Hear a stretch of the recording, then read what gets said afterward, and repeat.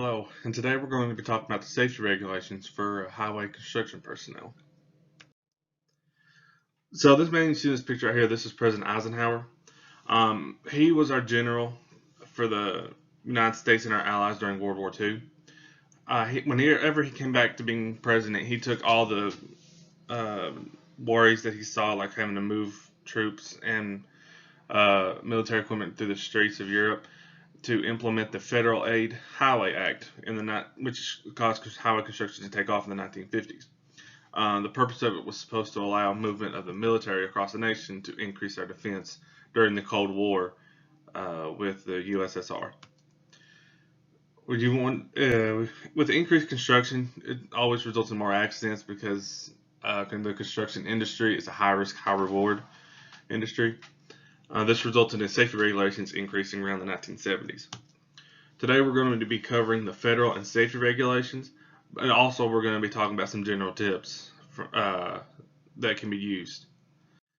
So starting with your federal regulations, every single work, not just construction, is established by OSHA, which is the Occupational Safety and Health Administration.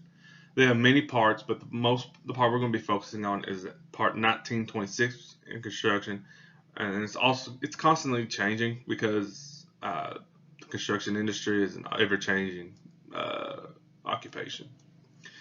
We're also going to be talking about the Center for Disease Control, or the CDC. They have a list of causes for severe health issues. This is kind of important because if you know what these causes are, you can try to avoid them, especially on the construction side, because you're exposed to a lot of stuff. They also have emergency procedures when exposed to chemicals. Then there's the United States Department of Transportation. Mostly their Federal Highway Administration. They have training courses on how to properly handle construction materials. Having proper training lowers your risk because you're gonna know what to do instead of having to look around and second guess it. That's really bad. You're gonna definitely get hurt if you're trying to second guess yourself. Here are all the OSHA safety regulations that are in 1926. I'm not going to go through all that. If you want to look them personally, you can go ahead and pause the video now.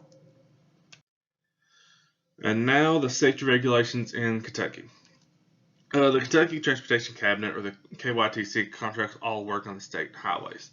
As you can see here on this picture, the state is broken up into 12 different districts, with each district containing several counties.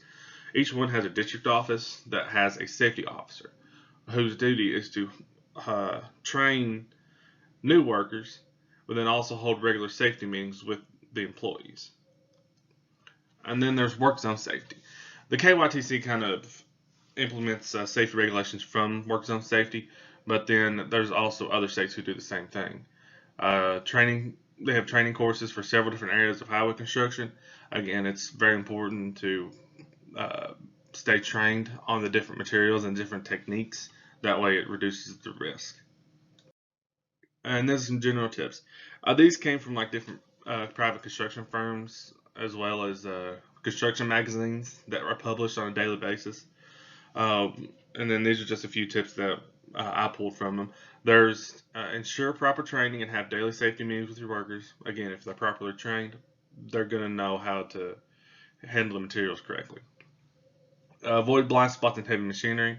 It's kind of like a bus. If you can't see the driver, they can't see you. And that's dangerous because they're not going to know you're there.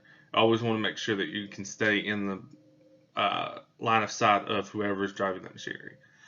Be aware of your surroundings. Always make sure that if there's vehicles coming, make sure you always watch and make sure you know where traffic is coming and when. Reduce cell phone usage.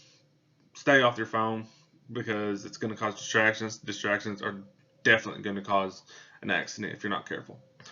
Reduce overtime and have frequent breaks. If a worker is fatigued, they're going to make a mistake, and that's going to result in somebody getting hurt.